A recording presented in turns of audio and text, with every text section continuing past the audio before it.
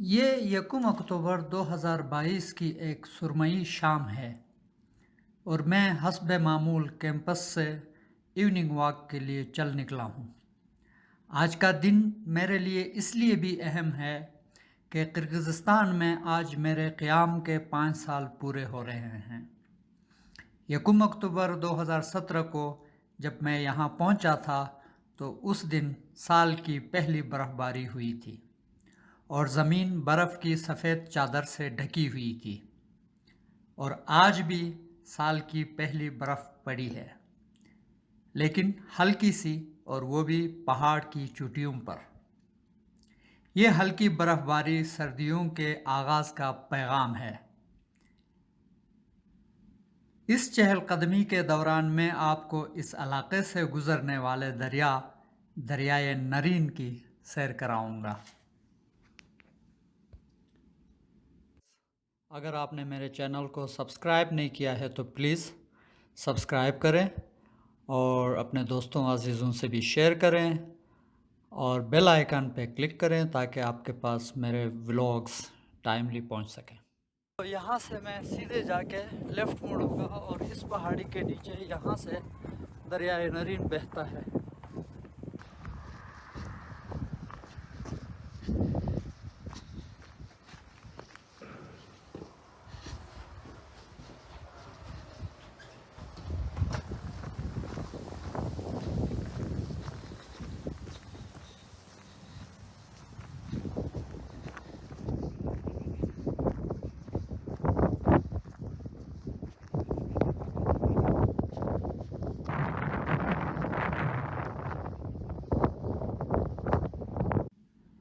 दरियाए Narine Kyrgyzstan में तियानशियान के पहाड़ियों से निकलकर मगरिब की तरफ बहता हुआ फ़रगाना वैली से होता हुआ उज़्बेकिस्तान में गिरता है। यहाँ ये कारा दरिया से मिलकर बिलाखिर सेर दरिया में जा मिलता है।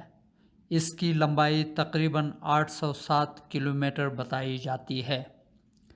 इस दरिया के ऊपर कई अहम रिजर्वायर्स भी पाए जाते हैं जिनसे हाइड्रो इलेक्ट्रिसिटी पैदा की जाती है और इनमें सबसे काबिल ज़िक्र और बड़ा रिजर्वायर तख्तगोल कहलाता है। किर्गिज़स्तान में कंबर अता और अतबाशे डैम्स भी इसी दरिया पर बनाए गए हैं। ये दरिया हमारे कैंपस के बिल्कुल करीब शुमाल की तरफ मशरिक़ से मगरिब की जानिब बहता है। यहाँ के बाशिंदे इस दरिया में मछलियों का शिकार खूब करते हैं और मुझ जैसे खाना बदोश यहाँ शाम या सुबह के वक़्त कभी कभी चहलकदमी करते हुए नज़र आते हैं।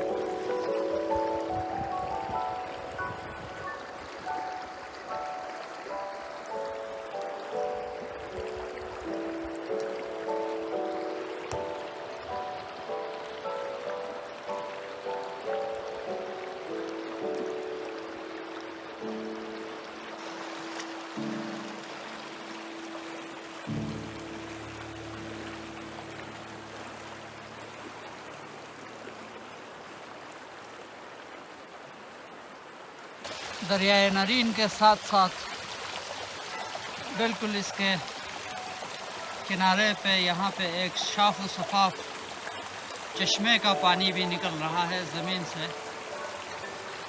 ये दरिया का पानी नहीं है, ये चश्मों का पानी है।